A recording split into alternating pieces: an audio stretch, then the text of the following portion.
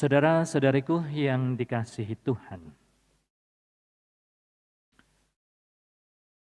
perbedaan bukan untuk memecah, tetapi untuk dipersatukan.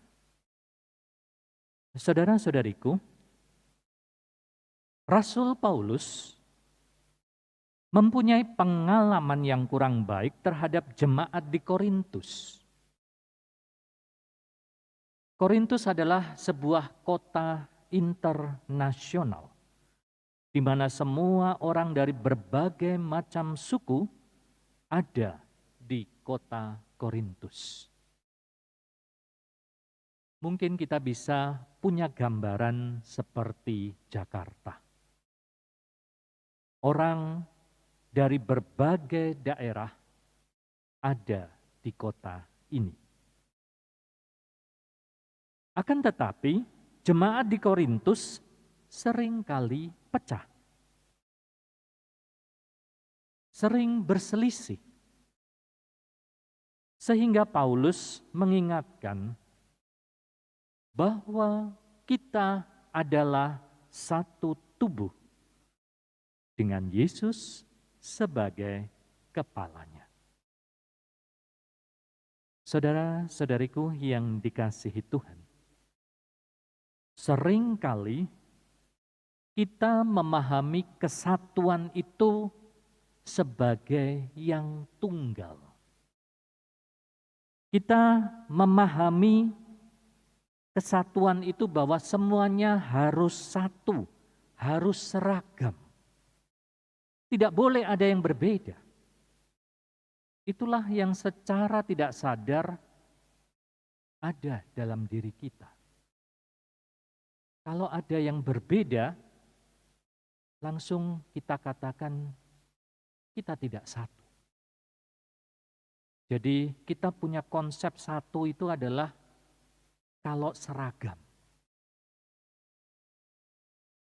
Yang namanya Katolik, ya kalau seperti misa hari Minggu. Lalu bagaimana dengan karismatik? Apakah bukan Katolik? Saudara-saudariku yang dikasihi Tuhan, kalau kita kembali pada kisah perjalanan para rasul, bagaimana mereka dahulu awalnya berada di Yerusalem dan sekitarnya, daerah Palestina sekitarnya. Itulah awal Tuhan Yesus bersama dengan para murid. Tetapi kita mengetahui bahwa pada saat itu Yerusalem sedang dijajah oleh bangsa Romawi. Maka kurang lebih kita bisa memahaminya bagaimana pengalaman kita ketika dahulu dijajah oleh negara-negara asing. Itulah pengalaman penjajahan. Lalu kemudian kita menyadari bagaimana perjalanan dari para murid. Ketika Tuhan Yesus sebagai pemimpin meninggal dunia, wafat, para murid kehilangan pegangan. Tetapi kemudian ketika Tuhan Yesus bangkit dan menampakkan dirinya, disitulah para murid mulai mendapatkan kekuatan. Mereka yang awalnya takut, cemas, mulai berani untuk mewartakan. Mereka mulai keluar dari Yerusalem. Ya, jadi itulah perjalanan dari para murid. Mulai keluar dari daerahnya. Mengapa kok bisa sampai ke Roma? Kurang lebih itulah latar belakang ketika ada penjajah. Mengapa kita orang Indonesia, keluarga kita ada di Belanda? Ya karena ada sejarahnya.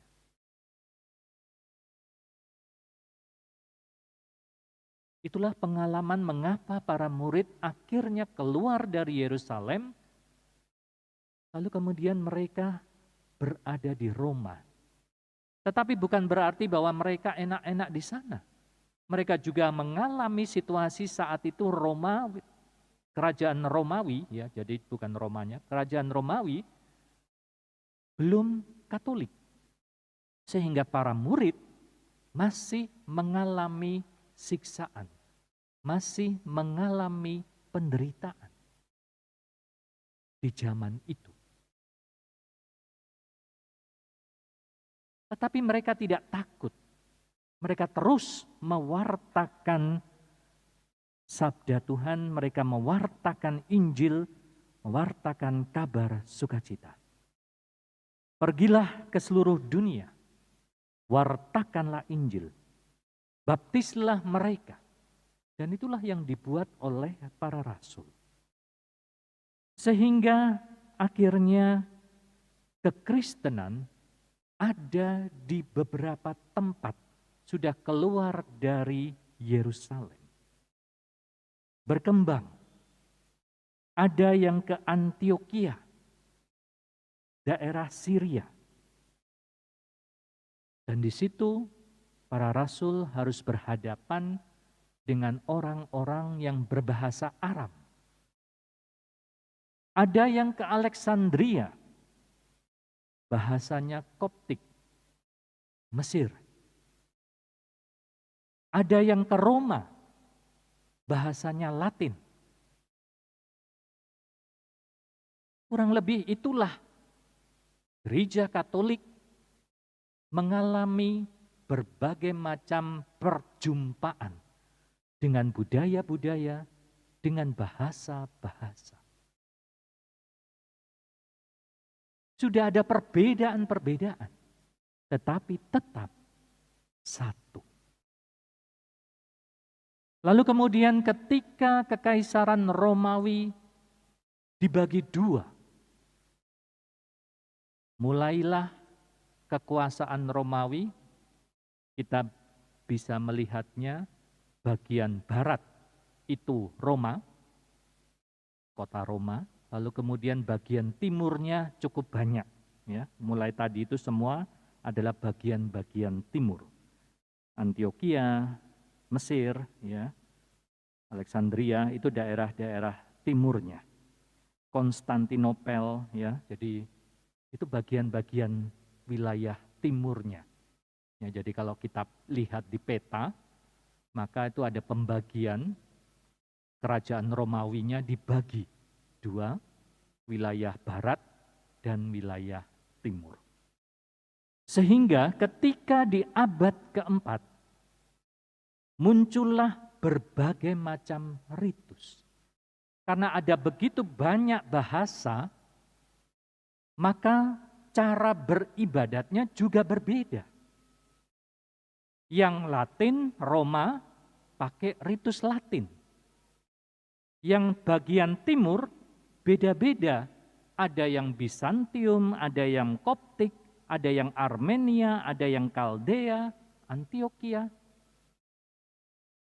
Bagian timurnya lebih banyak variasinya.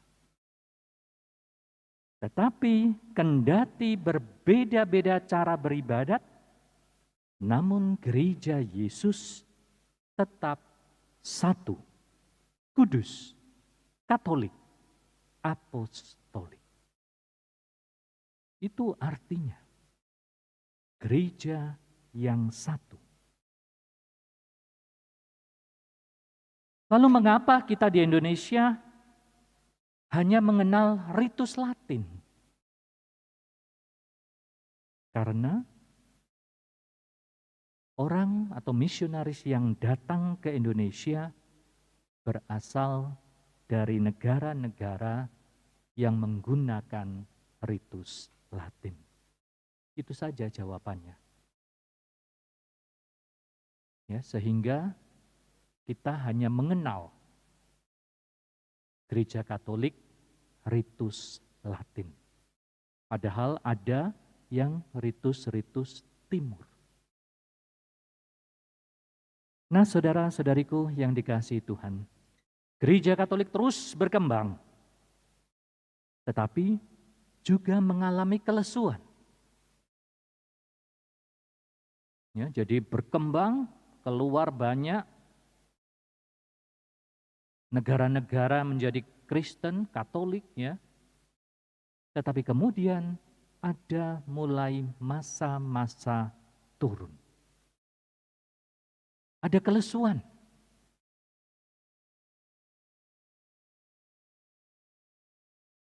Maka di abad ke-20, belum lama, ketika Paus Yohanes ke-23 mulai membuka jendela gereja. Mengapa diadakan konsili? Karena melihat situasi gereja yang menurun. Maka gereja butuh perubahan. Itulah awal dari konsili. Simbol yang dibuka adalah jendela. Supaya ketika jendela itu dibuka, hawa dari luar bisa masuk. Itulah pembaharuan gereja Katolik. Angin segar yang berhembus adalah tanda Roh Kudus sungguh hadir dan memberi semangat pada gereja. Maka itulah awal dari munculnya pembaharuan karismatik Katolik. Mulai masuk di Indonesia pada tahun 1975 di Keuskupan Malang,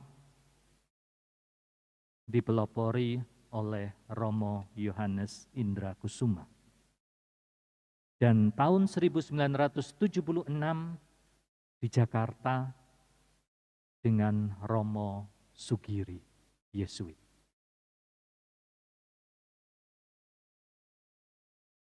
Gerakan-gerakan ini baru muncul dan dibawa ke Indonesia. Oleh karena itu, kita bisa mengerti bahwa prosesnya masih panjang. Masih banyak umat Katolik yang belum paham tentang gerakan karismatik ini. Akan tetapi saudara-saudariku yang dikasihi Tuhan, yang harus kita pahami adalah bahwa pembaharuan ini bukan berarti bahwa kita mau mengganti gereja Katolik. Tetapi justru pembaharuan ini hendak menyemangati karisma-karisma yang sudah ada dalam gereja Katolik. Yang pada saat ini cenderung mulai membosankan dan tidak semangat. Jadi gerakan ini arahnya itu, membaharui. Maka karena perjalanan pembaharuan ini memang belum lama, kita tidak perlu marah, kita tidak perlu kecewa ketika masih ada orang-orang, walaupun juga Katolik, mencibir gerakan-gerakan pembaharuan karismatik ini. Justru kita harus lebih bersemangat, terlebih pada perubahan diri. Karena memang itulah inti dari pembaharuan. Mengubah diri kita. Pembaharuan karismatik bukan hanya menunjukkan hal-hal yang lahiriah. Kita hanya memuji-muji, bersorak, haleluya, puji Tuhan, angkat tangan dengan bahasa roh. Tidak sekedar itu hanya ungkapan lahiriah. Tetapi yang terpenting adalah pembaharuan diri yang akhirnya bisa menghasilkan buah. Mengapa gerakan ini diyakini bahwa ini sebagai gerakan Roh Kudus? Karena memang akhirnya membuat orang Katolik yang dulu tidak bersemangat, mulai bersemangat. Yang dulu tidak mengenal kitab suci, mulai membuka kitab suci. Mulai mempelajari dan juga melaksanakan. Itulah perubahan-perubahan yang dibawa oleh gerakan-gerakan ini. Pembaharuan dari dalam.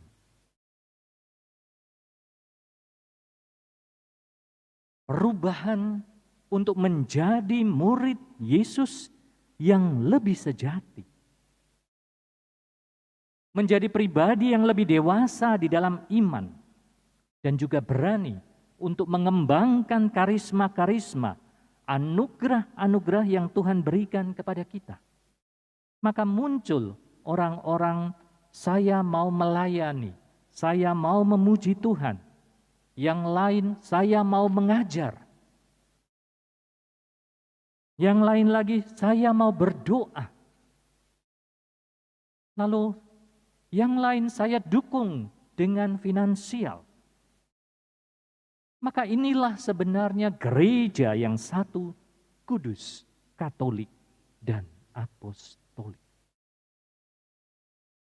Saudara-saudariku yang dikasihi Tuhan,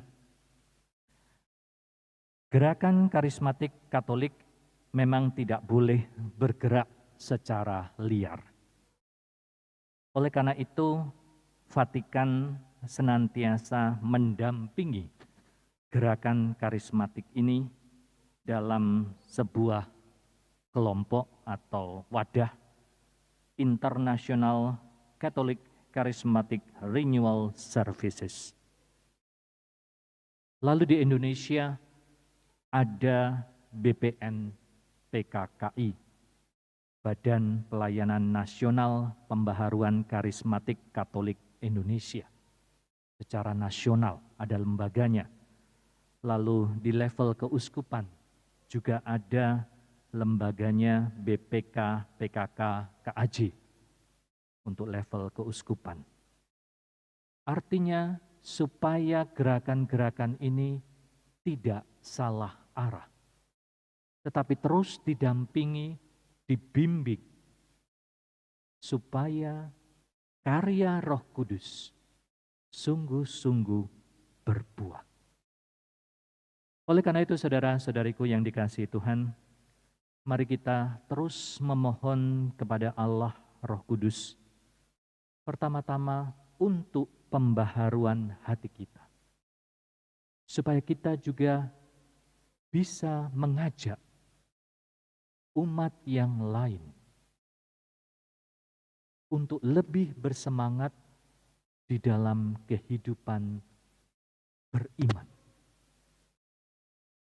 Maka kelompok-kelompok kategorial di dalam Keuskupan Jakarta selalu diminta untuk ambil bagian dalam kegiatan-kegiatan berparoki juga. Tidak boleh menjadi sebuah kelompok yang eksklusif, tetapi harus bisa mengajak, membawa teman-teman dengan rahmat Roh Kudus terus mewartakan sukacita. Maka mari saudara-saudariku yang dikasihi Tuhan, dengan pembaharuan yang datang dari Tuhan sendiri, senantiasa bisa menyemangati hidup rohani kita, menyemangati hidup beriman kita. Amin.